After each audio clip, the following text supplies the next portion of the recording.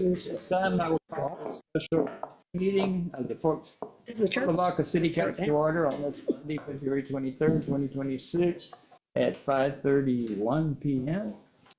And special meeting, we'll skip the usual formalities. And we'll ask if there's anyone that is signed up to speak. No one is signed up to speak. I see no one in the audience here to speak. So we will move with the meeting. And first order of business, I have a proclamation to read for the birthday of Rotary International that we will present to the Rotary Club on Thursday. Whereas Rotary International, founded on February 23rd, 1905 in Chicago, Illinois, USA, is the world's first and one of the largest nonprofit service organizations. And whereas there are over 1.2 million Rotary Club members comprised of professional and business leaders in over 32,000 clubs in 200 countries and geographic areas.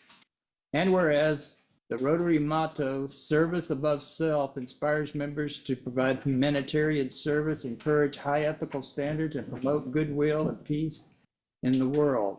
And whereas Rotary funds club projects and sponsors volunteers with community expertise to provide medical supplies, health care, clean water, food production, job training, and education to millions in need, particularly in developing countries. And whereas Rotary in 1985 launched Polio Plus and spearheaded efforts with the World Health Organization, U.S. Centers for Disease Control and Prevention, and UNICEF to immunize the children of the world against polio. And whereas polio cases have dropped by 99% since 1988, and the world stands on the threshold of eradicating the disease. And whereas Rotary is the world's largest privately funded source of international scholarships and promotes international understanding through scholarships, exchange programs, and humanitarian grants. And whereas the Port Lavaca Rotary Club has been sponsoring service projects to address such critical issues as poverty, health, hunger, illiteracy, and the environment in their local communities and abroad for over 100 years. Now, therefore, I, Jack Whitlow, Mayor of the City of Port Lavaca, by virtue of the power vested in me, hereby proclaim that February 23rd, 2026 shall be designated as Rotary International Day.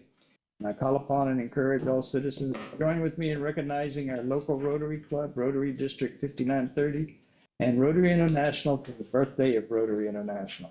Witness my hand in the Great Seal of the City of Port Lavaca. This is the 23rd day of February 2026.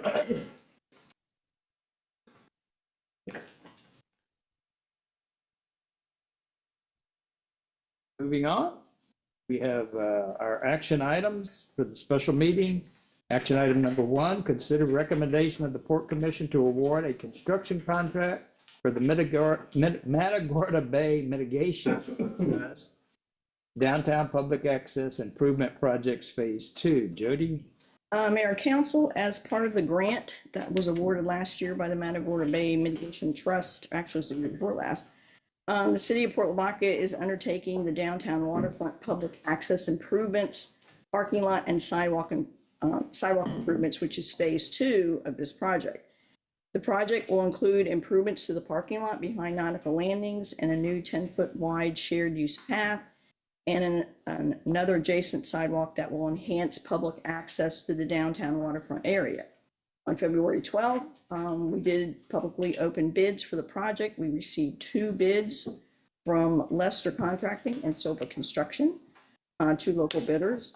The project engineers, Urban Engineering, reviewed the bid tabulation and submitted a letter of recommendation, identifying Lester Contracting as the lowest responsive and responsible bidder.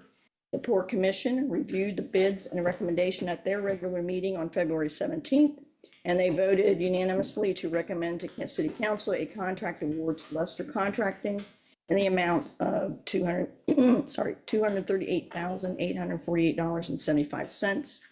This recommended project award is within budget, and it allows some remaining budgeted funds that will be used to add plants and possibly other improvements to the green infrastructure drainage components of the project. So staff is asking council to approve this contract as recommended by the Port Commission to Lester Contracting with the total amount of $238,848.75 with 90 calendar days to substantial completion. Lester and Silver, are those the only companies that we have here? They're all, like they're always the only ones that Locally, I mean, Rexco is also a local company, but oftentimes they don't, they don't bid on projects like this. I know they're kept pretty busy for plants.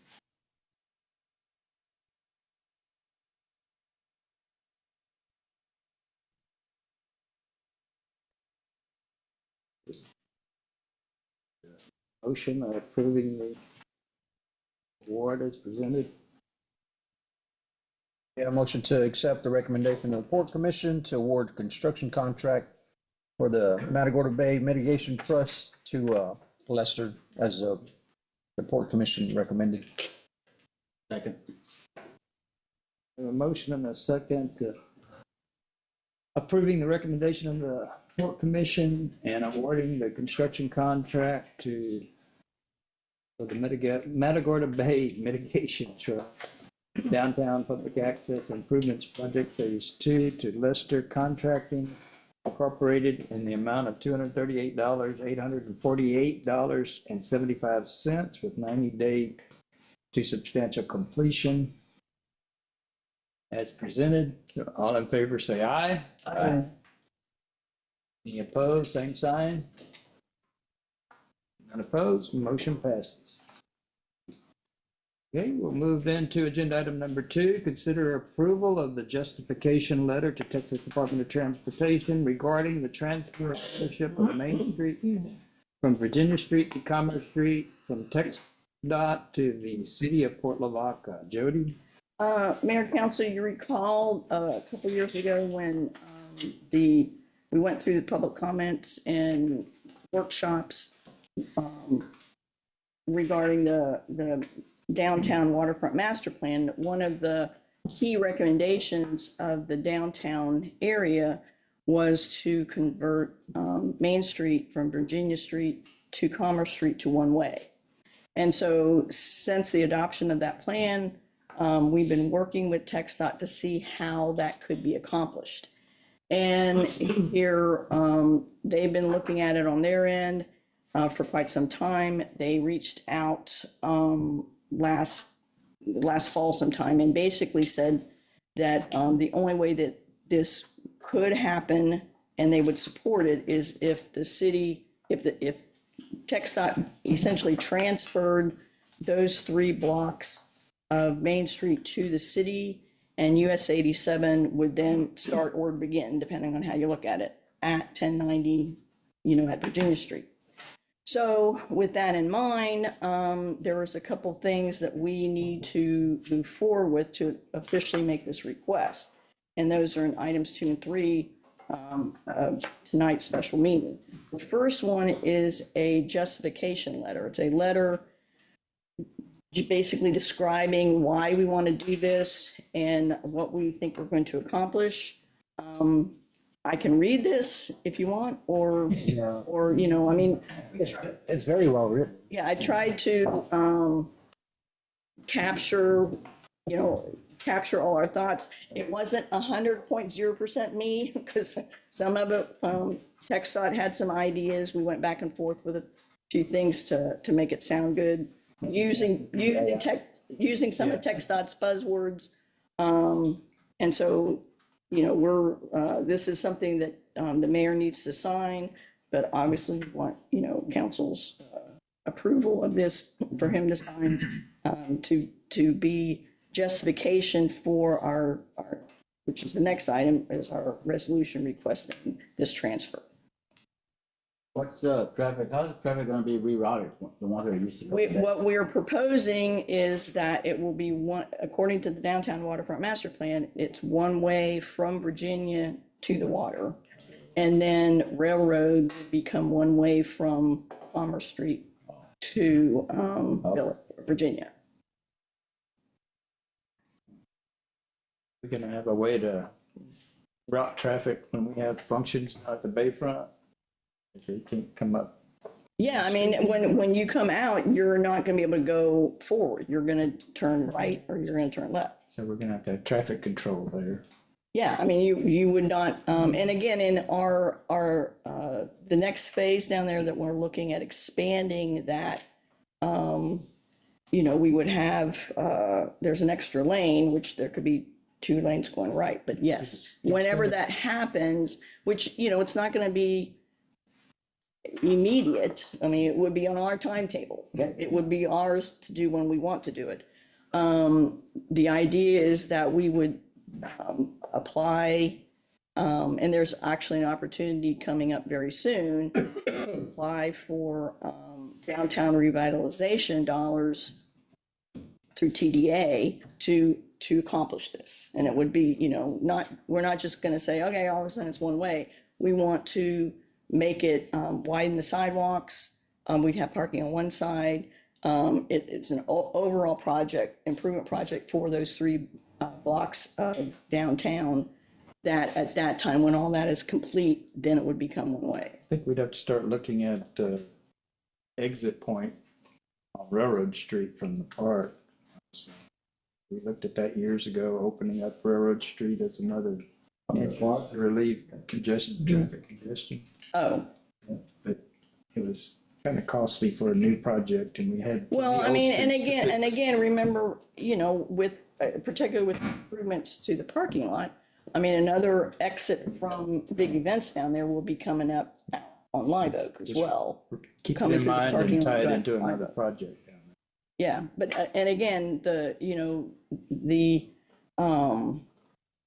plan we've been looking at for an improved entrance exit to Bayfront Park was to add another lane.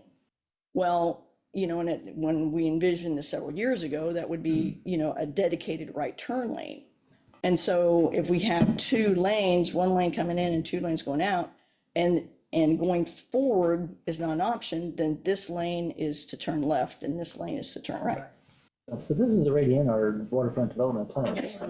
Yeah, so I think it's a good letter. This is what was adopted, and so I'll make a we're motion working to to approve the letter and approving the mayor to sign the I'll letter. say something right quick.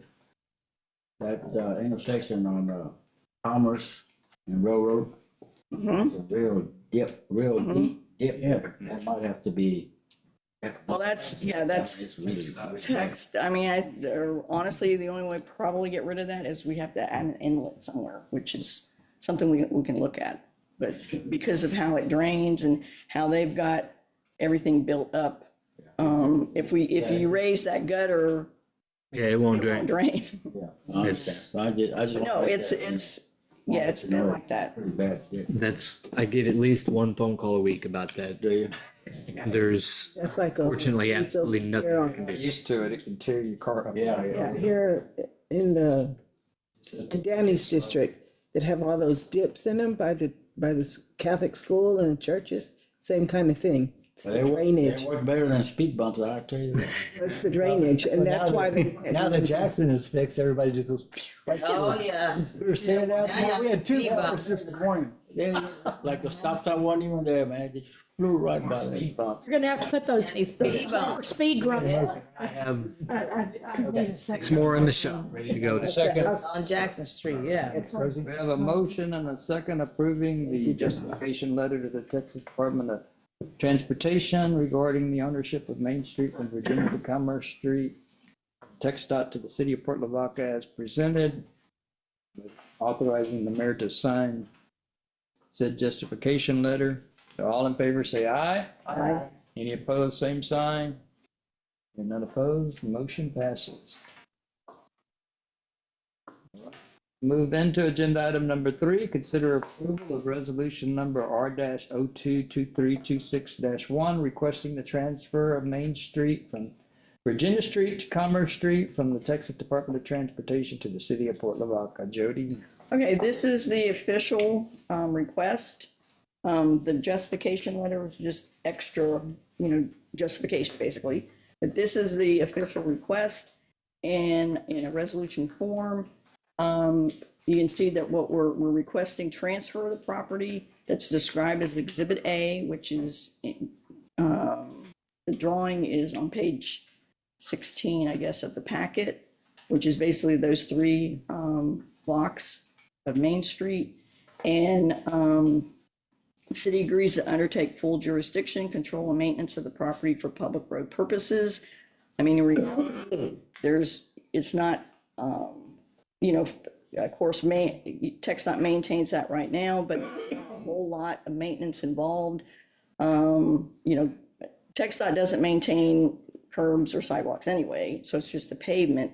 And we really rarely do you see any issues on Main Street that they've had to deal with. But, obviously, once we go in there and rebuild parts of that, I mean, we'll, from here on out, be responsible for the maintenance of that stretch of road.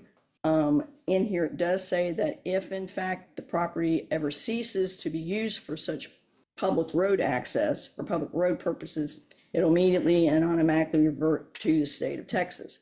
So basically, the only thing that of note there is that if any future council ever wanted to make it like entirely a pedestrian way, they couldn't do that because it would revert back to the TxDOT. As long as there is one-way vehicular traffic, as it's used as a roadway, because I went through that with them, that if we ever wanted it to be a completely pedestrian way, that they wouldn't do it. There has to be at least be a roadway.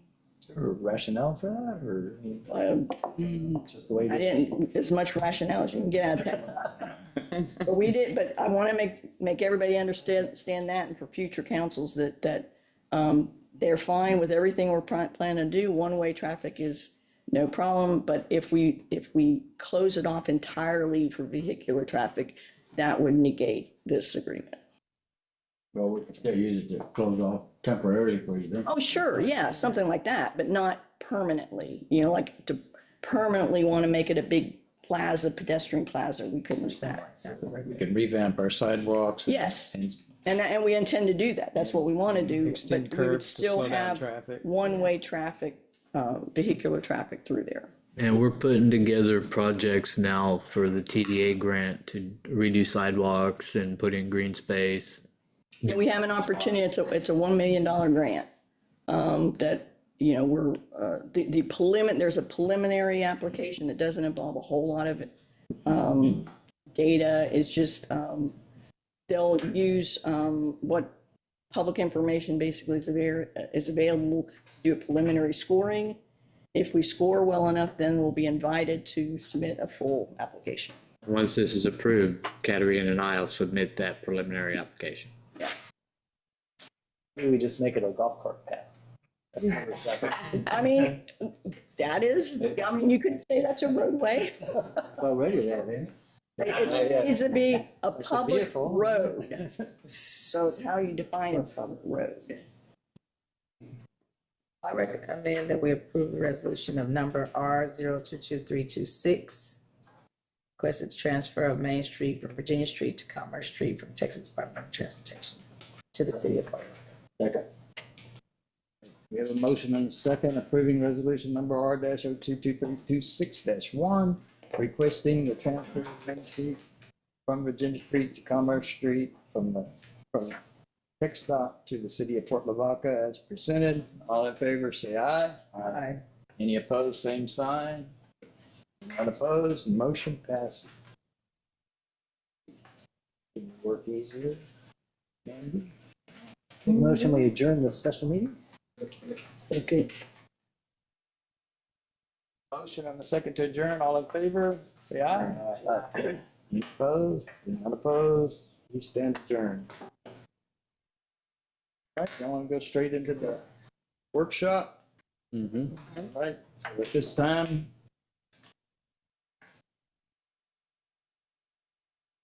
I'll call the workshop meeting to order. It's Monday, February 23rd, 2026 at 5:51 p.m. We skipped the usual formalities and Again, I have to ask if there's anyone here that wishes to comment before council. This is your time to speak. No one has signed up for the workshop meeting. Okay, so then we will move into our items for discussion. Agenda item number 1, discuss whether to issue notice of intent to issue bonds for the wastewater treatment plant expansion at the March 9th, 2026 regular council meeting. Jody? Mayor and council, this again is just for discussion tonight. There's no action to be taken. Let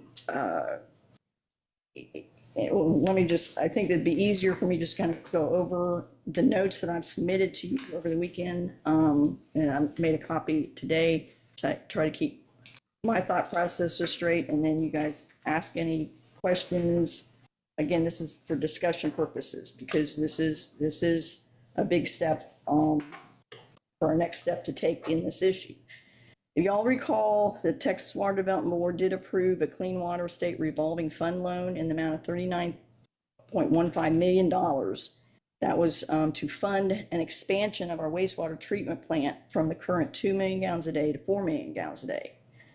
We did get an extension on this from the original deadline was the end of August of 2025. We did get an extension to May 31st, 2026.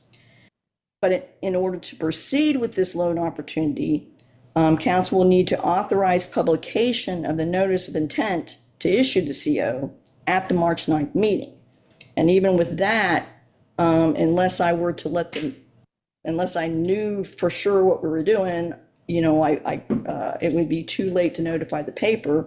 So then the next opportunity to put the notification in the paper would be March 18th, which is doable, but there's really, this is it. That's there's no room for error. That would be it to make the May 31st deadline. So we would need to order to sell the COs. It actually would end up being the early part of May in order to close by the end of May. So to review some of the background information, the wastewater discharge from the plant between November 2020 and April 2022 exceeded 90% of the permitted flow, and it triggered the requirement, one of TCQ's requirements that basically requires that once you exceed 75% capacity for 3 months in a row, you must begin engineering. And 2, once you exceed 90% capacity for 3 months in a row, you must begin construction. Now, we've discussed previously that these exceedances occurred for about 18 consecutive months in 2020, 2021, and 2022 during periods of COVID and Formosa's plant expansion. Today, we are currently hovering at or below 75% capacity. But because we did trigger this engineering requirement, the 75% during 2020 and 2022, council did authorize engaging AECOM to prepare the design of an expansion to the wastewater treatment plant. Now, the 30% complete design phase, we were given an estimated cost of $39.15 million. That's what we used in applying to Water Development Board for a loan. Council then subsequently authorized completion of the design to 95% in order to tighten up the construction estimate, hoping that all the contingency that was based in that $39.15 million would bring it down to a more realistic figure. Well, as of the present time, we do have a shelf-ready expansion project. Certainly there's still some stuff to get done to actually go out for bid, but the design is done. The plans are approximately 95% complete. And the engineering construction estimate as of September was $36.5 million. So when you add in your engineering and everything, basically we're still $39.15 million. We did not realize any substantial savings after tightening up those contingencies. It's projected that the construction cost is going to continue to increase, as everything does, by about 5% each year. So just to think about it, in September of 2030, the construction cost would be about $46.6 million. Now, our financial advisor has estimated that the debt service payment for this 39.15 million. It's slightly less than what we thought it was going to be last year, but not much. He's saying about $2.2 million a year. Again, if we just evenly divide that amongst our current 4,530 ratepayers, that's approximately $40 a month increase in the sewer bill for each ratepayer. So last year, understanding the significant burden this will cause on our current ratepayers, staff appealed to TCQ for a waiver to the requirement to begin construction this time. Because one, we do have a shelf-ready project, or we would by the time, by about this time.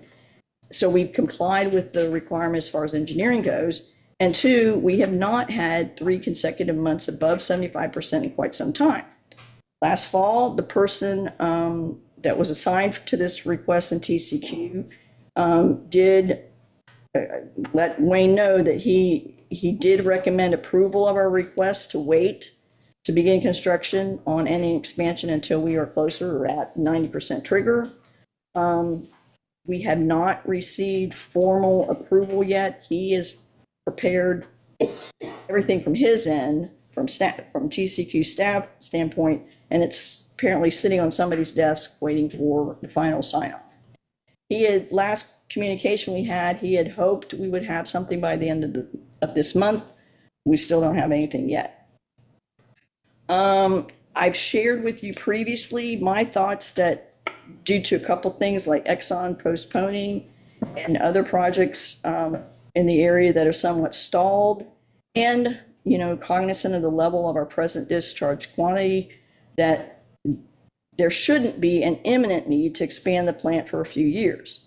When we will need to happen is something we can only determine by keeping a close eye on potential and announced development and the timing of all that. And again, I think we'd mentioned, looking at our ordinances, which I think we're even going to be talking about later tonight, things that we can do that can help prevent what happened last time, where we had so many people living in houses that just, in single family residence, that instead of, 2 or 3 people, we had 10, 13. And so that significantly contributed to our sewer flows.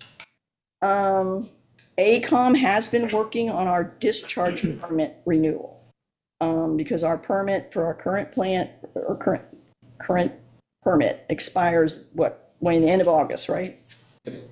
And so, you have to submit your request in at least 180 days for that, which we have done.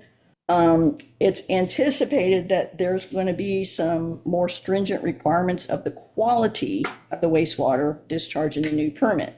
This August or next August? This August. It's August. Because Because we submitted 180 days ago that we're gonna apply for a permit? no, we just did. We just submitted it in January. Yeah, we did complete the application on time, yes. Some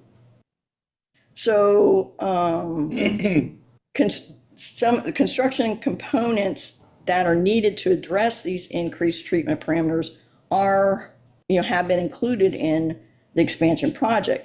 But of course, if we do not proceed with the expansion, then, these elements will need to, come up with financing to, we still need to do some of this stuff, even though because it has to do with quality, not necessarily quantity of wastewater discharge. And so Wayne's been working with AECOM, and That won't increase our capacity for future. correct. This improves or helps us meet the quality parameters, not quantity. It was just cheaper to include it Right. into the capacity increase than it was to do it outside of it and then increase capacity later. So, Wayne and AECOM is right now, they're working on, hopefully we'll have this tomorrow. I was hoping to get it today, but he said it'd be tomorrow. On estimated costs to break out a few things from the expansion project for consideration of construction now. And Wayne can speak on this if anybody's got any particular questions, but my understanding is we're probably looking at more stricter permit requirements for ammonia, zinc, and copper, which we're not really meeting consistently anyway, our permit requirements on that right now. A new partial flume to measure discharge, because the one we've got's pretty old and bottom's missing. A new motor control center, it's at the end of its design life, and removing UV gates and adding finger weirs, and to replace some piping that has deteriorated, rusted away, or nearly rusted away. So on that, before you continue on, something I want to break out of that to remind you guys that the zinc and copper, the city of Port Lavaca has been in violation at some point in time since 2008 when that limit was put on us. And one of the things, Intermittently, we're in violation or always in violation? It's intermittent. Like whenever we have a real rainy month, or what does It- happen? In the beginning, it was perpetuating because the limits were so high. Then we had a weir study done and we got the limits lowered a little and it become an intermittent. And it depends strictly on how much solids are in the plant. If we run a higher solids content, we keep it in suspension and it doesn't go out in the supernatant. If we have a low solids content in the plant, then nothing sequesters it and it flows out in the water. as I understand it, one of the options that they're looking at or reviewing with TCQ is if we relocate the discharge point out to the bay instead of Lynn's Bayou, then our parameters will be reduced and we can meet it. Zinc and copper goes away and then we But have that reduced costs them ammonia. Yeah. to actually run it out to the bay. But that is something they're looking at the cost right now to do that, because in the long run, it would be less expensive to do that. Run it up to the bay at what point? Where at? They were looking, I mean, one option would be running down Private roads. private road, yeah. With an easement straight out to the bay.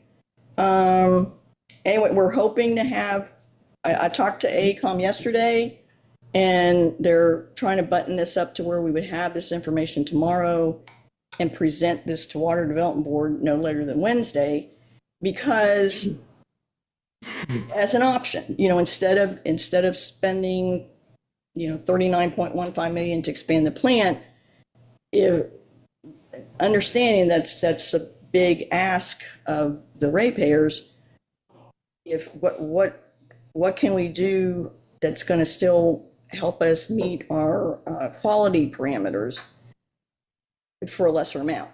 And we're thinking right now 10, 12 million maybe, which is more palpable than a $40 million grant. But I mean, I can't tell you today, TCQ is going to say go ahead and do it. They may, they said, just your scope and how much you think you need, and then we'll let you know.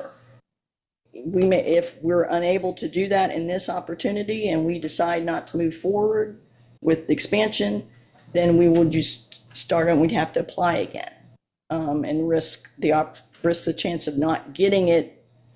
Now we may have to wait another year. I don't know exactly how TCQ would look at this. I can say that, TCEQ or Texas? I'm sorry, Water Development Board, yes. I can say that, when we made the application for the extension, sometimes the board may think differently than staff, and sometimes it's getting it past staff to the board. But the board was very, encouraged to see that we were being mindful of our ratepayers, and that's why they had no problem giving an extension. But we could not, staff would never approve doing another extension, and we don't have time for that anyway. But I would think, if we could, explain all this like we've explained to TCQ, and the reasons why we're doing this, my hope is that they would approve it. But I don't know that to be so, and I won't know that for another week or so probably. And again, we don't know for sure, but we're thinking 10 to 12 million maybe. Like I said, we're targeting to have all this sent to TCQ by Wednesday. Again, the big ticket item, like I said, was looking at trying to relocate the discharge point out to the bay. that would reduce potentially the discharge quality requirements for ammonia, zinc, and copper. Again, AECOM's working with TCQ on that to verify that would in fact be the case. So they're actively working with TCQ on the permit. Just again, to talk a little bit about how we would pay this back regardless of the loan size. The Texas Water Development Loan was set up such that it can be paid back with a combination of both sewer rates and property taxes. So conceptually, an option would be to consider, we could consider an increase to the property taxes and identify it specifically to go to debt service for a portion of the wastewater plant expansion, improvement, whatever, with the balance to be paid by the ratepayers. Clearly, a loan amount of 10 million sounds better than one for 40 million. In real general broad terms, the revenue to make payments for a $10 million loan could be generated with approximately a $10 per month increase in water rates, or actually sewer rates, not water rates. Another scenario. Per month or $10 Per month. per Per month. I mean, that on the base rate across the 4,530 customers. And I'll get into a little bit of that here in a minute too. Real quick on if we did the pipe discharge, would we no longer need the upgraded flume? No, Still got to have that for measurement. yeah, that's still, It would go through the flume and into a lift station that would then pump it out. another scenario you could, if we said, for example, a 0.03 cent increase in the property taxes with about a 6-month increase in sewer rates would generate roughly the same kind of revenue. So just to show them, and you could have some of it by property tax to reduce the impact of the sewer rates if you wanted. And of course, the option, we could just turn down the present offer altogether. Go in right away at the back. But it's probable that at some point, sooner than later, TCQ is going to require some of these improvements. And so we'll need to secure funding for that. And so this is an opportunity we've got right now, looking to pursue, if in fact we don't want to move forward with the full expansion, can we salvage this opportunity for what we do need, without starting over? Couple of years, we're gonna be hit with the new plants coming in, the deepening of the. I mean, honestly, if you're looking at long range, there's no better time to do this. It's not gonna be any cheaper, ever. This is, the interest rates are good. The cost is only gonna go up. I don't, as far as the number of new customers, it's not gonna come as quickly as we had thought it was like a year or so ago. We all hope it will be here though. So it depends on, it's a timing issue. Now regarding, again, splitting this cost among our ratepayers, we are still working through this proposal to bring back to council on revising the utility rate structure. And there's a couple things that one thing that we're working on is trying to, and we've talked about this before, recognizing that we have a number of apartment complexes, particularly, that have a single account. Most of them, I think, are a single account. I was trying to get with Karen today to see if there's any more like villas, because I know villas is like 7 accounts, but most of them, I think, are just one account with meters behind them, right? Yeah, the smaller. Yeah. And so, but basically, like, for example, I think it was, I don't know if it made it in here, Seabreeze Apartments. It's one account, but there's 110 apartments behind it. So like when we're taking this debt service or even the GBRA rate, the way we've been doing it historically was just splitting it evenly among our ratepayers. So the single retired person living on a fixed income, you know, here on Main Street or Juanita Street or whatever, she's paying the same amount as the entire apartment complex is paying for GBRA, or, you know, dividing this debt service up, which is not fair.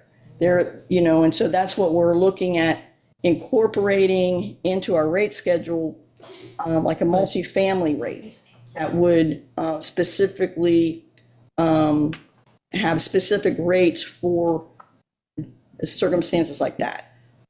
Bay City has theirs structured like that. And so that's what I'm working with NewGen to see how we could do something very similar. We're looking at having, you know, a residential, and instead of having small and large commercial, we just have commercial, but their rate for both residential and commercial is dependent on the meter size. So there's no need to say small or large commercial, because right now we divide that based upon meter size. Well, it'll automatically do that in its rate schedule. But so we have residential and commercial, and honestly, their rates are the same, except we're looking at ways to where the volumetric is different for commercial than it is for residential. And when I say volumetric, that's above the base. Everybody pays the base, but if you know, whether we include 2,000 in the base rate or not, anything above the base, there's a separate schedule for that. But then identifying a third category, which would be this multifamily, and in there, that's when we can kind of help capture this situation where we've got multiple, you know, apartments that are behind a single meter. Because those connections are what's driving our requirement to have so much, you know, capacity in our system. And so they proportionally ought to be sharing in that cost. You know, our GBRA fee is basically, you know, directly attributed to how much water we are required to have.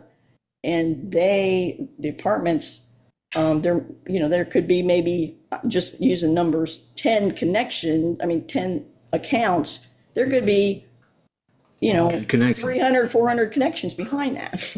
And so it's, you know, we need to be looking at those 300, 400, splitting that cost among that as opposed to just the 10. Water Development Board defines connections as number of meters in the ground.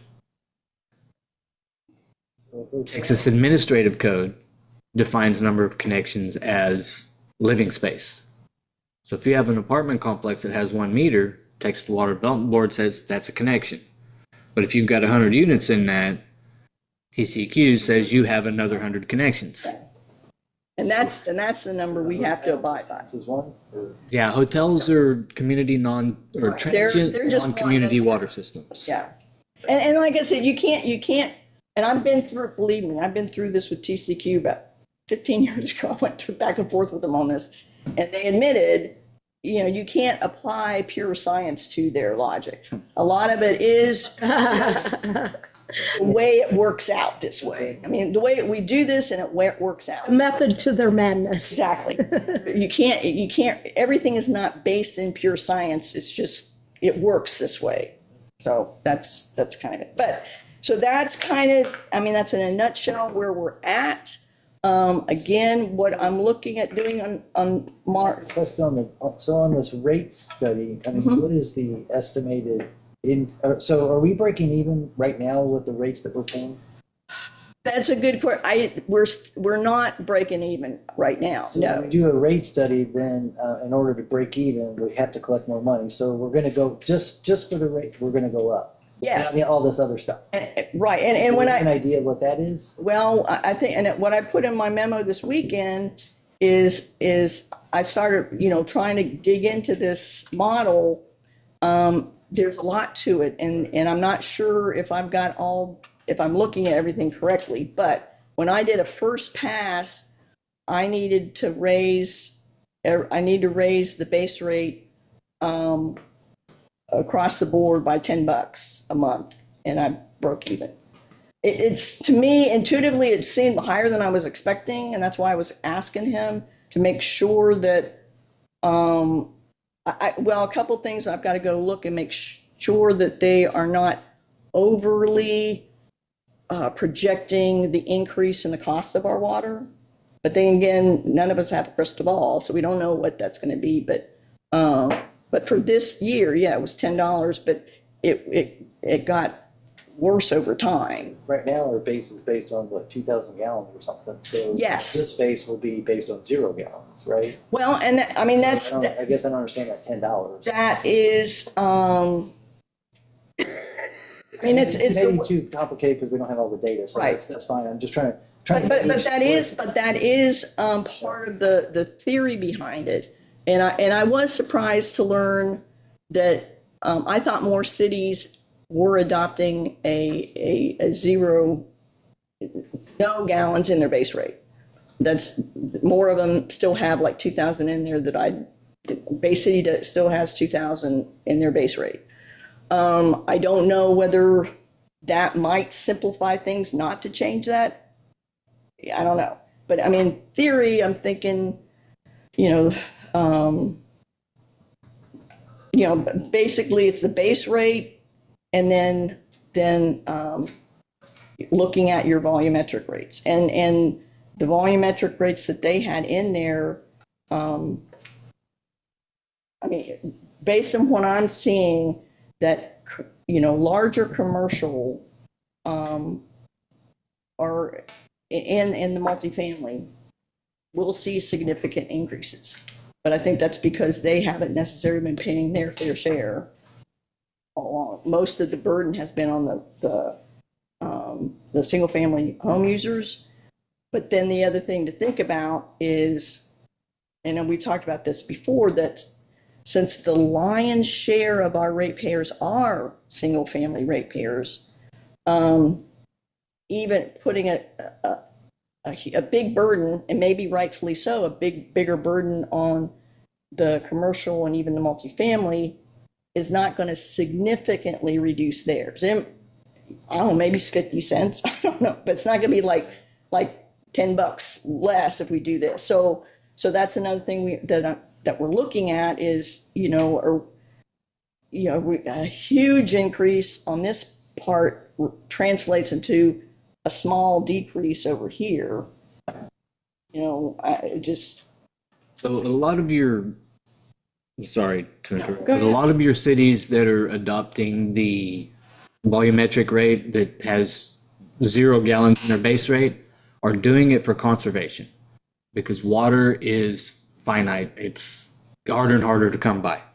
So when you charge a volumetric rate on your water on top of your base rate, you're essentially forcing conservation. The base rate is for all the fixed costs, the Yeah. salaries, Yes. equipment, blah, blah, blah. Yes. That's fixed. And Yeah. then the volumetric, then you're paying for the water. That's Correct. paying for the water. Right, so you pay for what you use. Yes. And as what Nugent's explained to me, that what other things they look at is not just the use of the water, but the predictability of the use of the water, because that's what they're saying that, the proposed, again, looking at what Bay City had done, their volumetric rate for residential is stair-stepped, again, to encourage conservation. The commercial is, and the multifamily is not. It's a fixed rate. It's higher because they're explaining to me that, in a commercial business, it's harder to, you got to have so much water to do your business. So there's not as much opportunity to conserve as they might be for residential use. They seem to think the same thing with multifamily. I don't know. I know multifamily, I don't know. There's not a whole lot of I don't know, other than encouraging the owners of the apartment complex to check running toilets and that sort of thing.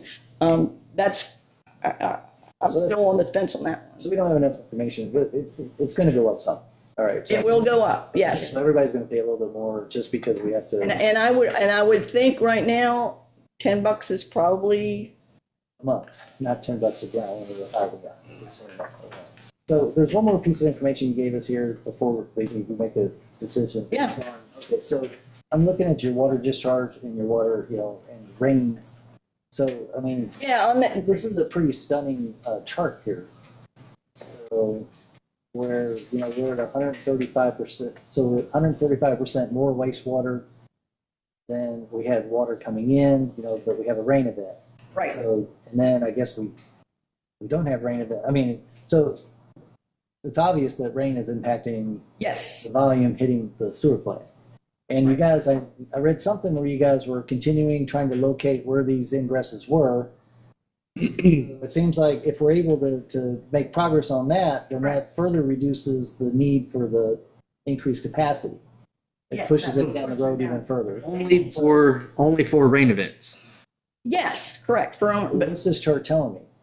So I look at January. And I but see again, but again, 2CQ, what other events are there? So. yeah, TCQ, whereas I always thought, erroneously I learned, was I thought TCQ only was concerned with dry weather days, but Vinod and you guys were telling me, no, it's just Okay. port. So that's why, I mean, in reality, the dry weather days, in my mind, that kind of keeps a pulse on actual use of sewer from our population, Whereas then over here, our actual average daily discharge, I mean, that's what we're seeing. And that the difference is with, rain or inflow. But you can see it is less than it was last year. I mean, last year, And it's 20, I mean, you're 25% below the 75%, on these dry days. And then you Yeah. have some rain events that don't really increase your discharge as much as other rain events. So there's a couple things happening there, I guess it right, depends on Depends on where the rain falls. where and how, I guess, how Correct. fast. right. Because this is their average. But I guess my point is, are we making progress on identifying where these ingresses are? Because Yes. that reduces your overall volume that would see. And how many did I give you? Because we just did main lift station, that's a lot. We had 400 events or deficiencies notated in our last smoke test. Okay. 100 of them were manhole rings and city side cleanouts. The rest of them I gave to him, they're homeowners. And they're mostly cleanouts. And that's in the main lift station basin, which is the second largest basin we have aside from Ann, which we've already tested and remediated majority of it. Can we just tell the homeowner that they have to pay $40 million if they don't? I mean, That's I think part of maybe it. there's some education that we can do on that. That's education that's been been put out there for years by multiple cities. It's worth 40 million to revisit that though. Yeah, so, okay. All right, so we are making progress on this. Yeah, and Yeah. And we do have another project coming up that we're still kind of working on, because I think it's 125,000 or something. 37. That is the cost to inspect and map all of our manholes. And then, but that wouldn't, on top of that would include the actual spraying if we had to actually spray. No, that includes that? No, that doesn't include Okay, that. that's- That's a total different. That would, I mean, basically, that's the next thing we're looking at doing is, and the last time this was done comprehensively was probably 1989. I don't know that we did, no, maybe it was done in the 90s when we did a comprehensive manhole inspection. It's 88. Spraying, Jody? What are you talking about? Well, This was something else I was talking to her about. So we started the GIS for our water system. That was completed last year. So the next phase of that GIS was for our sewer system. In order to do the sewer system, they have to physically map each manhole. The company also does manhole inspections, so part of the I&I program, I figured I'd just go ahead and get the GIS mapping done and inspect all of our manholes this coming year. And that way, if we've got any deficiencies, I have several companies I can reach out to do polyurea linings inside of these manholes, to seal them and alleviate any issues there. However, I run into a budget hangup. Yeah. So Yeah, we're looking. what has happened is we've been off cycle with our budgets because we'll budget something, but it doesn't get paid, and that's happened a couple times. Doesn't get invoiced in that year. Until the following year, and it didn't get rebudgeted, and so we're paying for last year's and this year's, and so anyway, so that's why we haven't brought this to y'all yet. I was trying to look in our budget and see realistically, do we have the money? Can we move forward without waiting till next fiscal year? Put that into the rate. Yes, I mean, it is one of our CIP numbers in there. So, I mean, it's, Yeah. it's good. I mean, because we need to do it anyway, and it fits in with this. I mean, it's all working together toward the same goal. I mean, and it's been part of my plan since I got here to alleviate the water and sewer Because issue. we went back for like the last 5 or 6 years, and there were 2 years we didn't do anything because of that issue. It got pushed to the next year. So it's, yeah. Anyway, but I mean, yes, we are moving forward, but I mean, I did this exercise this is basically a slightly different format, but this is the information we gave TCQ, showing that, I mean, guys, we're not sitting at 90%. We haven't been. Good, and then, what you're doing, I mean, we're building a story here. I think to kind of bring this to a close, I mean, in my opinion, I'm not a fan of the 40 million now. I mean, to me, I would delay it, but, if we need to spend 10 million to fix what we need to fix, I'm hoping there's not a lot of things that we do that then gets torn out when we actually do the plant later. And that's one thing I talked to Vinod, that I want to minimize that as much as possible. So, but that's what it is. I don't know. But the one thing he did mention to me, and this is one thing we have talked with Water Development Board, because I said, well, if some of this stuff, would we put it in to where it has the 4 million gallon a day capacity? He's not sure, and he's right, whether Water Development will let us do that. If we're not doing an expansion, we may only be allowed to put in enough for the current 2 million gallons. It's just some of their rules, but that's one of the things we'll talk to. And there's a caveat to that, because adding an anoxic basin for ammonia removal is going to increase our capacity. So It's another tank in our system, so it's going to increase our capacity a little bit. But I don't know that that's something that the Water Development Board is going to say, no, you can't do that, because it's going to improve the quality of our discharge. Yeah. This is the staff, right? Because the board, who's going to ask those questions, right? I mean, It's going to be the staff. The staff, yeah. The board, they just basically approve whatever staff brings them, for the most part. So we did smoke testing in Brocalo, then we did in Lynn Haven. Did we do anywhere else? Yeah, we've done, On Ann lift station, the Ann Street Basin, main lift station basin, which was Brocalo. Then we did Lynn Haven area. I've got Brocalo Estates to do, the area around the Blardone lift station on that side of Alcoa Drive. And then we did Hillside Terrace, didn't we, or not? not yet. A couple years ago, okay.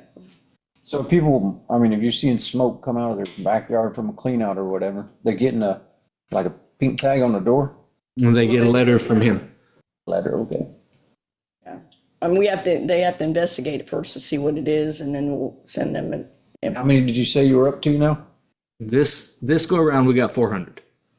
100 of them belong to the city that my guys are working on actively right now.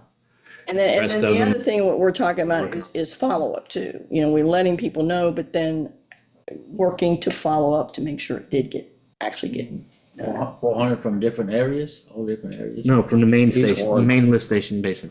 Have we installed any of the flow meters that Undine offered us? You know, so like when a rain event, we can see if there's a massive increase during the rain or not during? I tried some flow meters, Good. manhole lid flow meters. They weren't from Undine. These were from a different company that was, because I wanted to see if I was seeing a discrepancy in my, the four manholes feeding main lift station. And those were inconclusive because you cannot truly measure flow like that if the water level doesn't change. You're trying to like measure the increase of level to give it a volume. Because if you can't get to the bottom of it to insert a meter into the pipe, which these were all full of water, then you can't accurately measure the flow. Yeah. So you've got to go by radar, and it was inconclusive. And however, we did put a meter in the plant, and we had less than 4% discrepancy between the Undine's meter and our meter. And their meter at times was reading more. And the fruit was good too, Well, right? that's it. You just gotta eliminate them one at a time, right? So that's good. So no, our flume Your isn't any meter's good. Our flume has exceeded its life. It has no bottom. But as far as measuring flow, And measuring flow, it's close. I mean, they're Yeah, it wasn't a big, huge they discrepancy. calibrate it annually, so I mean the reading's close, but I mean the flume still needs to be replaced. So this is just discussion. So I mean, I guess. Yeah, so So I threw out the 10 mil. I mean, does anybody else have any comment on that part of it? again, what's going to happen is on March 9th, it'll be an action item to authorize publication of an NOI. Now, what I don't know, by March 9th, am I going to know definitively what Water Development Board's going to allow me to do, right? So it's possible, like we did, last August, we may be issuing an NOI for 39.15 million, that we're saying that it's no more than that. But then once it comes down to the final vote, which would be, I guess, early March, very early March. Hey, May, I'm sorry, May, yes, very early May. It's like March is ready. Very early May, that would be it at that point. So that's the point at which there is point of no return. At that point, you either say, we're not going to move forward with this at all, or yes, this is what we're going to apply. And, we're going to sell bonds for 10, 12 million, 39 million, whatever. So in March, we want to, so what you're suggesting is we do an NOI for up to 39 million, but then in May, it may only be 10. Correct. Or nothing, whatever we end up, because, I mean, I don't know yet if Water Development Board's going to let us do what we're thinking. Okay. They maybe say you either expand the plant or you got to put this up and start over. the notice of intent is just that It's just a legal thing. We've got to have that, commitment. what is it? We won't be 40, committed to the 40 is 39 so many days ahead of when we actually authorize. 45 days, I think. 45, yeah. 45 days. Back out.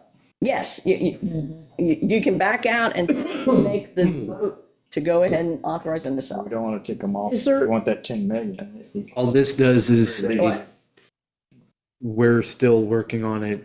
Because if Don't we take us don't off take books. action on the 9th, we're out of time. I mean, and as I Is said, there any legislative assistance we could request to have the Water Development Board more inclined to revise our scope? sure, I mean, if I get any feedback, I mean, any negative feedback on this, I will reach out to and say, who can help us? Election With time is a good this. time to do This is a good time. Yeah. I mean, and again, I was encouraged when they said, well, send me what you want to do and we'll look at it. And so, because they could have said, no, you can't do that. And they didn't. They said, okay, well, send us what you're thinking about and we'll try, we'll let you know. Please, Our engineers, do they think it's probable or, I mean, with their experience? They didn't I say didn't where. really know. I mean, this is and a, I even talked to Dusty. He doesn't have a clue either, whether it's whether they want to do it or not. They said it was new territory for them because normally people cities either reject it or take it. Yes.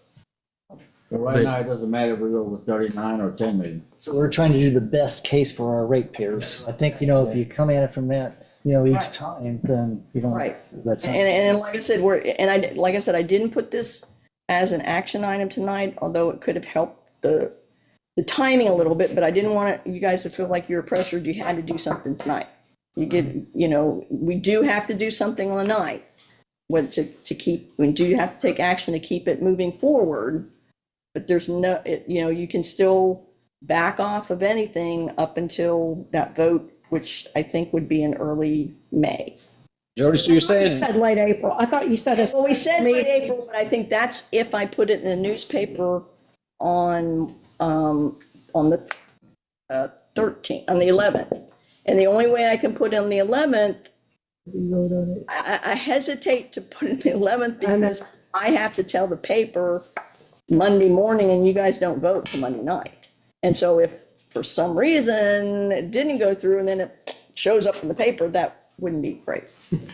so Wayne, you're saying 10 million for this new, quality parameters, right? To build those, it's set of weirs or something? There's several things. There's several things there. There's the outfall, Okay, moving the outfall.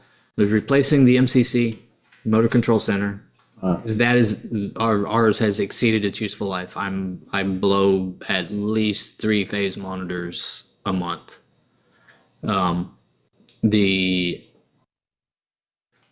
We've got mechanics out there working on the gates this week because the gates have failed again. I told Mercer when they put them in that they weren't going to work. They needed to design something different, and I was told they'll work fine. They haven't. So when we went through this upgrade, I asked them to give me something that'll work that doesn't require maintenance, and finger weirs are the way to go. So that's that's kind of a good upgrade to the back end of the plant there. And the other thing that I'm going to ask them about is, if you remember, when we did this back in August, we did take a vote that we could reimburse ourselves engineering fees with the proceeds from the loan. So I'm just, now that, the engineering fees associated with the expansion that we've spent, can we add this into that loan, or add those dollars into the loan if we want to? Although it's specific for the expansion, we're only doing a portion of it, not the whole expansion. I don't know the answer to that either, but I'm going to ask. So do you still need all that stuff if we just move the pipe to go into the bay?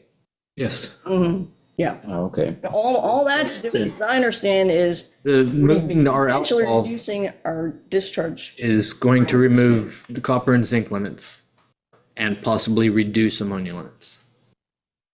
Because it's not going to help treatment, but what it's going to do is the plant isn't going to be required to treat as high. We're not discharging into the impaired bay at that point. These new parameters are like twice as strict or just slightly more strict? We're not meeting them now. Adding new restrictions to it. Yeah.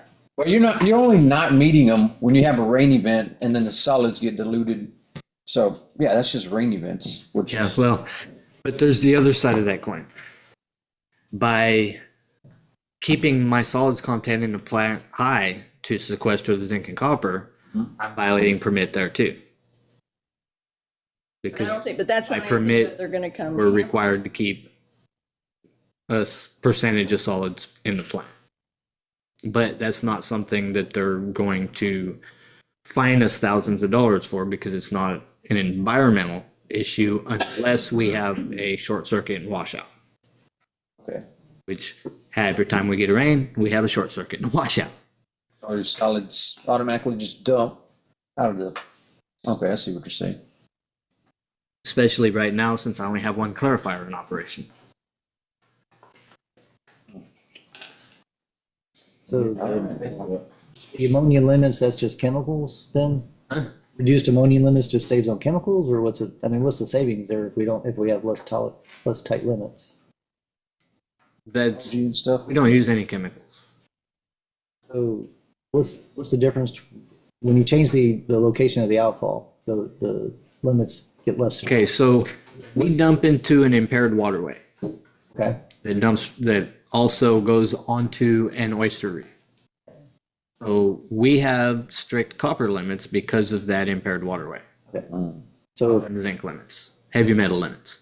So if we move into a bay area instead of an estuary that's impaired, those copper and zinc limits go away. It's just where we're discharging. but you Makes said a we difference. still have to have the control. We still have to put in something to Ammonia control.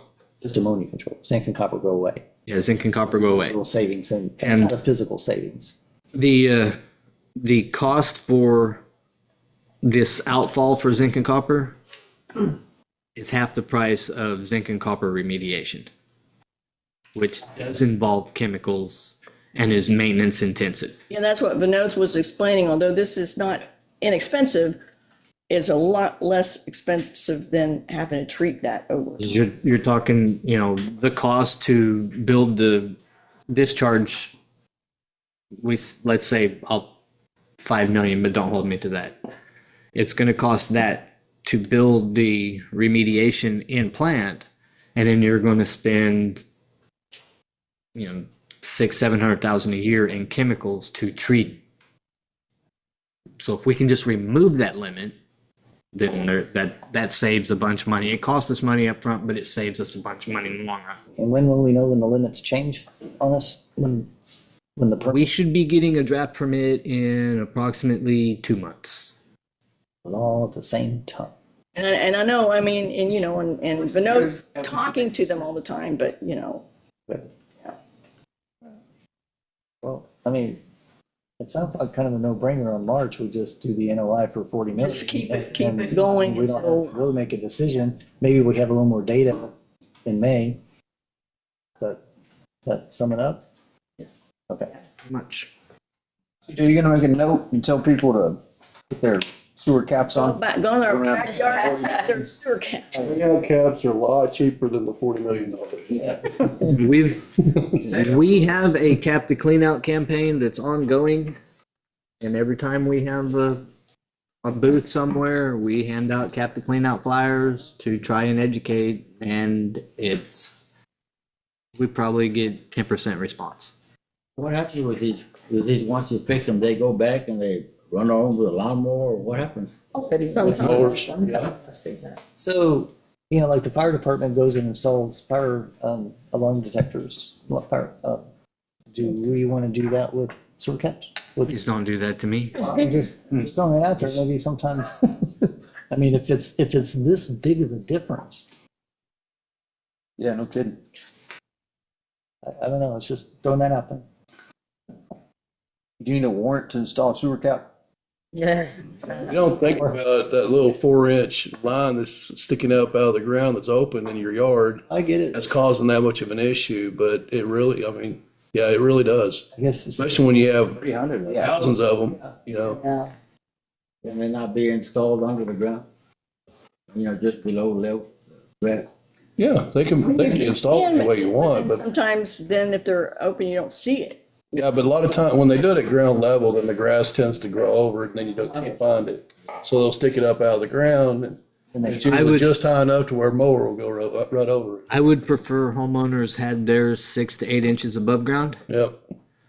All of mine are underground at curb in a box. So we know where our city side stuff's at. But they're in the box and tight to where you can't, the homeowner's not, I'm not gonna say they can't, but it's more of a nuisance to try and open ours because we keep them tight than it is. But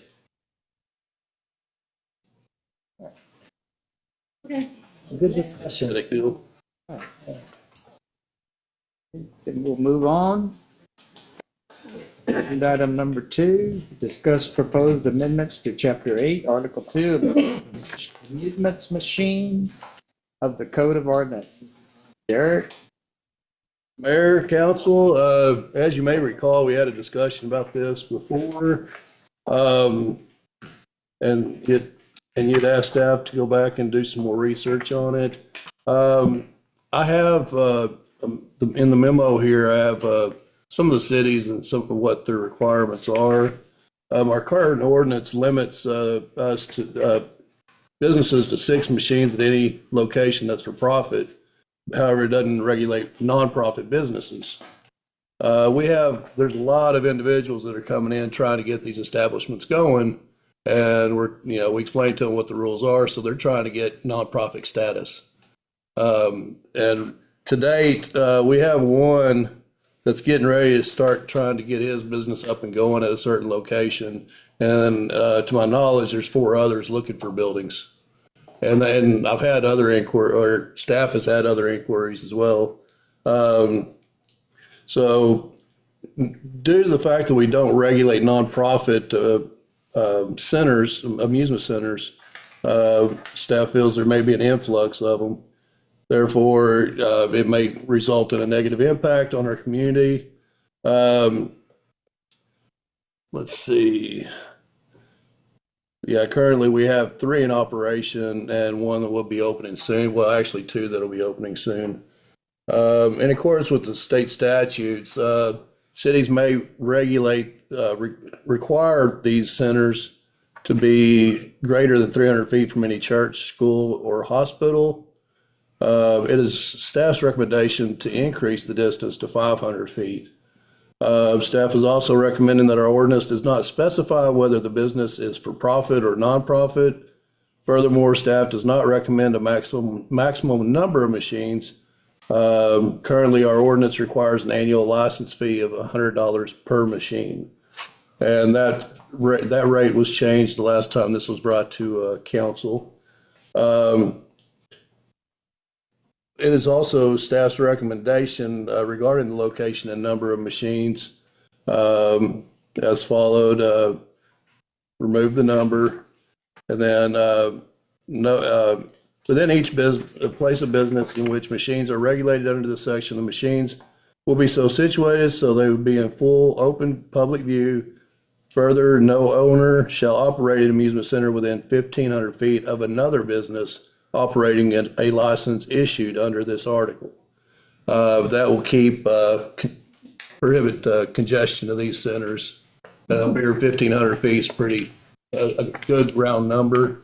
We can adjust that if council sees fit, and we can also limit the number of centers that we have in town.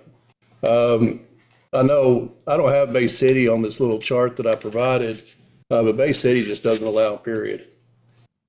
They only allow the ones that you actually win toys. So like the crane operated type, or if you're shooting basketballs, you get the coupons and take it up and you get toys, things like that. That's allowed, but actually these types of machines are not allowed, period. Victoria, it's $100 per machine. They don't have a limit on the number of machines. The 300 feet rule does apply. But that's pretty much, you can see that the different requirements. Cuero, it's $250 per machine. And then plus there's a permit fee, but I couldn't find that and I couldn't get them to give me a response on that. And it didn't sound like they're really enforcing anything. I guess they're not having the same issues. But Cuero does have greater than or equal to 500 feet from churches, schools, daycares, hospitals, or residents. And that might be also something to consider, is daycares and residents could be included in that restriction. I like that rule. Yeah, Portland does not include skill-based machines. So they don't have annual permits for the ones that are skill-based, like the crane operated or shooting basketballs or playing pool or something like that. But like I said, it is staff's recommendation of the 500-foot distance. Daycares and residents, that may be something to consider as well, having a certain distance away from them. And then also 1,500 feet away from each other, and removing the nonprofit deal. These places serving alcohol? Not that I'm aware, well, Yes, no, not that I'm aware of. yes. Not that I'm aware of. Why is it I know you- BYOB? It's usually BYOB. BYOB. Okay. That's Some what I've that's seen. But here's my question. Can we not regulate nonprofit amusement I mean, not regular, machines? Can we not regulate? but we don't regulate them I right now. know, but can we regulate them? Oh, that's what I'm asking for, is to just remove that and have regulations We on the, regulate everything now. Yes. take away the nonprofit status and just regulate them all. Whether you're profit or nonprofit. More and more and more, and I don't like that. Well, having the 1,500 feet distance between each other, that's a lot of space. That's what, roughly about 5 blocks. A little over a quarter mile. So, you figure 5 blocks distance between each other. And then plus 500 foot from any school, church. You think about all the schools and the churches and everything and where they're at. It's going to be hard to find locations that would meet those requirements. What about this? Who's monitoring this fee? This $150? Are y'all going to each place and Yes. who's doing that? Because Building the part. ones I know, obviously y'all don't know. Because I'm just saying. Well, there's 3 locations that I'm aware of. And if there's some others, I would definitely like to know. But we put little tags on each machine. And each year they have to renew for each machine. Then we go back and we verify that those machines haven't been moved, replaced, or anything. If it has, then they have to provide the new information for that new machine. It's just like how they do the state tags that they put on them. And then plus we also take the funds, what is it, 3.5% of, or half of the, It just depends on what kind of license they have that we can collect on. I think it's like half the levy that the state does. Yes. For the machine, yeah. So we're also getting some of the profit as well, the taxes, for taxes. How many nonprofits do we have right now? Well, we have the one that started up over by HEB, that little strip center. There's 2 more that are trying to get that status. And then, like I said, there's 4 others that are looking to try to find a building. And how much nonprofit money have they given out? Absolutely none that I'm aware of. Like the one that opened up, every month a certain amount was going to be given to the PD and fire department. Have we seen none? To my knowledge, none of that's been We were gonna refuse it anyway. There's no offer or anything? Because the operating expenses, I mean, Yeah, it's a net thing. They're never Yeah. they're gonna pay their people good money. They're gonna pay their Yep. rent, their insurance, their taxes, So do we hold there'll never be a profit. or not? That was my We problem. hold that accountable? Or can we hold it? Nonprofit status, we can't really do anything because, Well, right now, we can't, according to our ordinance. well, I'm talking about, Asking, can we can impose, we can say we don't want them in town all the no, we can do that. We can ban them, period. That's what, like I said, that's what Bay City. We audit them to see that they're complying with the nonprofit. I mean, they're, Well, I know the comptroller did come in a while back and did I mean, I think we are, it's just not that easy to do until it gets to a certain point, and then but it's, see, with nonprofit, any kind of, like she was saying, is any kind of the income that they make, they'll just increase the salaries to the employees or yourself, And so it's hard to, they're still nonprofits, kind of like, I don't know, like Goodwill or something is nonprofit. I think they are. Well, we don't monitor. They make a killing. We don't monitor, but every once in a while they get raided and get shut down. That has already happened to the one that was nonprofit. It's been shut down by the comptroller once. They had to come in under new management, with new machines, and pay a second permit adjustment. As far as the nonprofit goes, we receive the state paperwork that the state issues them. That is part of our permitting process. Must be making money if they just. If they can just keep turning them over like that. I think you should Wrong business. not let them come into. Yeah, and some of these I know have come from Victoria. They get shut down in Victoria and then they try to open up over here. A couple of them I know of that are trying to find a place that happened to them. I'm good with the changes offered here. Are we having like a negative impact in the community because of those two businesses we have? Well, it's not only my concern, but staff's concern that if we continue to allow this, then we'll have more and more. That's what They happened could last time, right, Colin? The negative impact, well, I mean, it was, In my opinion, you have to get a hold of it, early on. I think we're kind of maybe even far past that. But we're the ones that probably the comptroller calls in because we know it's not going to get prosecuted here. So I've been in at least 3 when we've hit the doors and given everything back and money and stuff like that. So my head, as far as my history with it, they just change rules all the time. And that's exactly what they're doing as far as the nonprofit. That doesn't make any sense to open a business that you're not going to make any money. yes. So if we regulate by the distance and things like that, then that's also going to limit the number that we have in town. So how many do we have right now? My knowledge, 3. 3. That's Legal. it. 4. 4? In operation. I can almost guarantee there's going to be an influx of more because Corpus, Right. Nueces County, and Clayburgh County just raided all of theirs, so those people are going to be looking for places to put them. And you're saying 4 that's actually come in here and told you that they're gonna do this? As we get Yes. they start. No, we've had more than that have came in here, won our ordinance and all, because they're wanting to open up one here.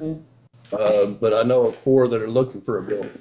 4 of them are already working with Russell Kane to find a rentable location. So I'm saying you had 4 that's actually been honest enough to come in there and say, this is what we're gonna do. And the 4 that are operating right now, they came in here and Have a said, set number. that's, They haven't rented a They're building gonna be yet. fighting. We're looking for Well, how many we got I'm operating telling right now? We have 3 operating right now. Yes, there's 3 operating right now, There's 4. gonna be 1 here shortly, another one. I 10 prefer years ago. not to have them in town at all. Right. That was just, Yeah. And that can be done, but right now, the ordinance, as it's written, does allow. At some point, if y'all decide to go that direction, then we can redo the ordinance and grandfather them, Whoever's there at the here. time. whoever's here. So don't think just because we're letting them in that you have to continue it to let it be Right. free for all. So if they change, if we do something like that and they change occupancy, even if the business, if they change occupancies or anything, change owners, I'm sorry, then it'll shut down. Shut it down. They lose their license, they can't come I back. just would rather prefer to get rid of them, but from now till then, we have to take Change their all kind of ownership. measures, so we up all the, Well, is that the guidance we want to give Derek, or do we want to go with the proposals here? what we have to do. So, I mean, You could do this proposal and add to it. But what if we do this proposal and we get to, we have to make a decision and Well, I guess what we're asking tonight in the discussion is, what do you guys want to see brought back to you? What elements of it? Direction do you want to go? Yeah, that was just what we were recommending. This makes it more regulated, which I can at least recommend that, but if you wanted to go further, you could at least do this and Yeah, go well, further. and another thing is including residents and daycares. That's gonna make it even more stringent. It's gonna be really hard to find You places. want to go with the stricter rules and then later on look at canceling them all and That is 0 to grandfathering the existing ones. So we've done this process once before. It's, Yeah, it's going to be a nightmare. Yeah, it's gonna There's be a so many nightmare. customers and then we don't need them.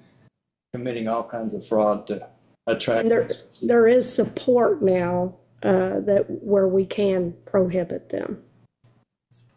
Well, legal support. yeah, Remember, at a time, there was the thought that you couldn't ban them 100%, but there is legal case law support for it now. That's something new? Yeah, relatively new. I think what was it, 23? There was a Fort Worth case that, Well, I'm hearing two things. I'm hearing ban, or I'm hearing these things are good. So does anybody feel strongly either way? So, I'd rather get rid of them. so here's a ban. You seem interested, ban? I don't like them coming in I and think coming in, you're- because that's what's gonna happen. They're gonna keep coming and keep coming and keep coming and keep coming. And I don't like that. I like just limiting the number of them, which is what I think your recommendations are, the spirit of it, right? to go Right. residents within the residence and Some people that- use them and You they think- enjoy them, it looks like, because they're there often. And I don't know how much trouble that's really causing, having 6 of them there. The ones that are here, they can grandfather those in. They can go Yeah. use those. Well, it's kind of like, if we go with 1,500 feet, say like the one that's open at HEB right now, somebody wouldn't be able to bring one in across the street over by Subway or something, because that's still within the 1,500 foot area. And then, it's also 1,500 foot of residences. yes, and 500 foot from a residence, yes, So so, we're talking only city limits? yes. Yes, we can only rule city limits. No, we don't regulate the ETJ. But you're saying that within, if they found a business that met all these, the buffer zone requirements, they could have as many as they wanted, and they just. But they still The have 100 to have the off-street parking requirements. I mean, there's other things that's gonna limit them. The off-street parking is a big one too. But I don't use them, but there are a lot of people that use them. They and, are. You know, I'll agree with you. I think maybe we should keep the ones we have, but in the future, maybe kind of put a restriction on it. Eric, if we adopt these recommendations here, what happens to doesn't that guy have 70 machines over there? He has about 80 something. So, We don't limit the machine. yeah, it won't be. He just has to pay $150 per machine each year. So does, But nobody else Would should he come a fall- new one in within. He's still paying the amount. okay. Yeah, That's already been done. He's already paid for that. It sounds like the That total. changes you recommended or let's try that. Sorry? Okay. Sounds like the changes you recommended are a go, and then we'll see if it requires further clamping down. Okay, and add in residents and daycare as well? Yeah. That's a good idea. Yeah. Eric, why don't you just change the numbers, the distances, to make it just keep what we have now? You know what I mean? Like, look at the map and just ensure that we're gonna keep what we have now. And nobody else comes. Yeah, I'll go back and verify, but that's kind of what I did when I did the 1,500 foot. 'Cause I was Okay. thinking, I kind of just did a radius deal from the existing ones and see, from schools and stuff. And yeah, it's pretty much limited to what we have now. Is the gas station over by behind HEB on 1090? Is that more than 500 feet from residence? By HEB, that was what, 1090. As you're going out of town? The store, Yeah. Yeah, right now, as long as they have less than 6, I think they got 6 in there. That's different than residents? or up to 6, I'm sorry. Apartments are different than residents? It shouldn't be. Is it up to 6? They don't have to have license? Well, right now, for profit, they can have up to 6. You don't have any regulation on. There's no- on anything right now. Yeah, we don't have anything for distance or anything like that for those. What you need? We'll move on. Move to agenda item number 3, discuss a proposed ordinance regulating shared living homes. Read it, so God. Mayor, council, this kind of ties into what Ms. Jody was talking about earlier with high wastewater usage. But as previously discussed with council, we've received numerous complaints regarding residential property owners converting single-family dwellings into shared living facilities. The rooms are being rented out on a weekly or monthly basis. I've actually seen single-family homes built solely for this purpose. Our adopted codes do not currently address occupancy loads in single-family dwellings. I have looked at other cities with similar issues and they have adopted more stringent ordinances to control the overcrowding and unsafe conditions. If it is this reason, the legislation had recently passed the Senate bill prohibiting maximum occupancy load in home rule municipalities with a population of less than 250,000 and have a campus of an institution of higher education with a student enrollment of more than 20,000. This is to prevent cities from prohibiting frat houses. However, we do not have that issue, but mainly it was due to College Station. They tried to do occupancy loads on those houses because there was just so much overcrowding, and so state came in and said, no, you can't do that. But it doesn't apply to us. Our currently adopted 2021 property code states that dwelling units, hotel units, housekeeping units, rooming units, and dormitory units shall be arranged to provide privacy and be separate from other adjoining spaces. Every bedroom shall provide a minimum floor space of 50 square feet per occupant. Kitchens, dining rooms, and living rooms may not be designed as sleeping areas. And also for in our building codes, the minimum for each bedroom for the first occupant is 120 square feet, and each additional is 70. So when they're doing a new one, that rule would apply. But it's 50 square feet for existing. The minimum standards have resulted in the overcrowding of dwellings that are originally designed for one and two family dwellings. Some issues that do arise are for the following reasons.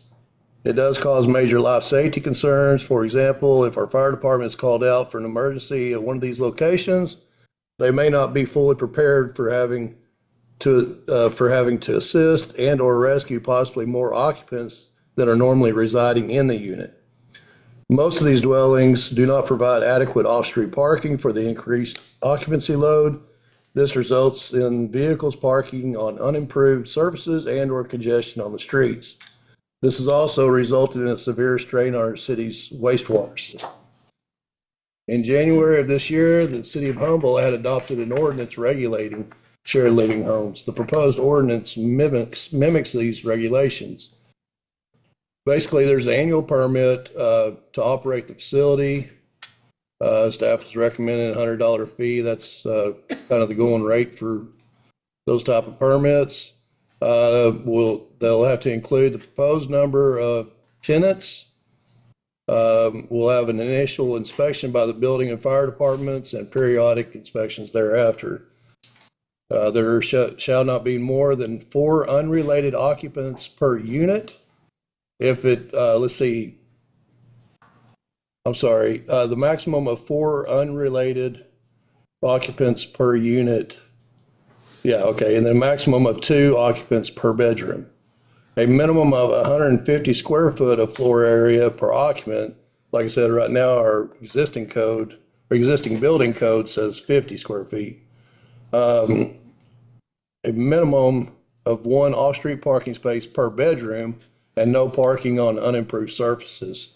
That pretty much kind of sums up what the staff is recommending for adoption for the next council meeting. We've also found, and during these inspections, it'll also help us find where they're actually renting out the dining room and living room areas for bedrooms, which is not allowed. They're not considered living areas. Each bedroom has to have its own access to a bathroom or an exit without having to go through another bedroom. So if you do, then it's considered a non-habitable room in that portion of the structure. So, but I've included the ordinance the staff was recommending adopting. So if it doesn't have more than 4 unrelated occupants, if you're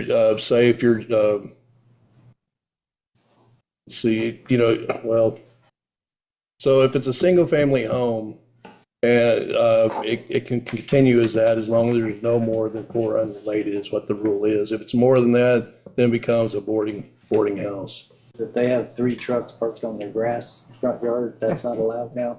Right. this ordinance? That's what the recommendation is. So the unimproved is enough to say that? I'm sorry? Is the word unimproved parking areas enough to say don't park in the grass? That means you. That's what I found in some. I just didn't know if we wanted to beef that up a little bit to say Yes. And I can go into more detail. unpaved or Well, and I know, I mean, in Shall be on a dustless, improved. something dustless. Yeah, a dustless, off-street. I don't care if it's oyster shell. I just hate seeing it in the grass. Yeah. Well, My they'll just- neighbor does They'll that. just He throw parks- gravel down in the front yard and make it an improved. So But this is, it's a good comment. but that's regulating boarding homes, not single-family homes. Right. Now, your neighbor, I can't control that. I know. I know that it's always been my mom with her rentals. She's always said, you make sure the lease says, don't park in the grass. Right? Up close to the front door. Right. I remember when I bought my house in Portland, they have an ordinance about parking in the grass. I Yeah. parked a car in the grass to sell it, and I got a $500 ticket. People's apartments used to do that. And I was Make like, that don't you park in money the off the grass? Even if it's bad grass, still park in it.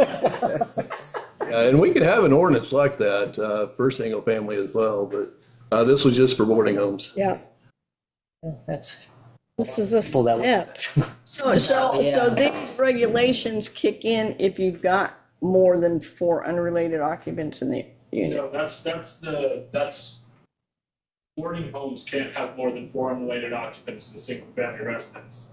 That's the statement made in that ordinance. Yeah. Boarding. So what is it if it is more than that? If it's more than that, We just can't have and it. it's not a boarding home, it falls under, it'd be, Multifamily.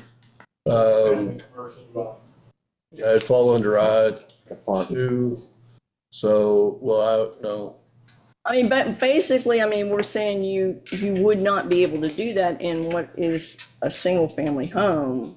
Yeah, and if it's more than 4, then you're getting into a different requirement. But these are just boarding homes that you say if you have a 3-bedroom house, you can rent out each room. Because if it's more than that, then it turns in all the issues with, I guess, fire safety Right. and all that stuff. how will we identify these locations? I mean, how do you enforce this? You got 20 cars out there, you know something's wrong. Well, yeah, we go by complaints. We do look at the parking situation. Marketplace on Facebook. Yeah, Facebook. Marketplace on Facebook. Yeah, Facebook. Or a sign out front, rooms for rent. Yes. There's lots of those in town. Yeah, we try to keep an eye on that. The day of the week. Derek, this is the second time we're seeing this, right? What changed, what else up there last time? Well, we were talking about, how do we define the difference between a single family, 'cause, you're talking about, So it's a twin. I have 2 people in there, is that considered as a boarding home? So we're trying to differentiate between that. So you ought to ask me to go ahead and bring something back. And just recently, we learned about the city of Humboldt. Yeah, and whenever I saw it, actually, Anne Marie had sent it.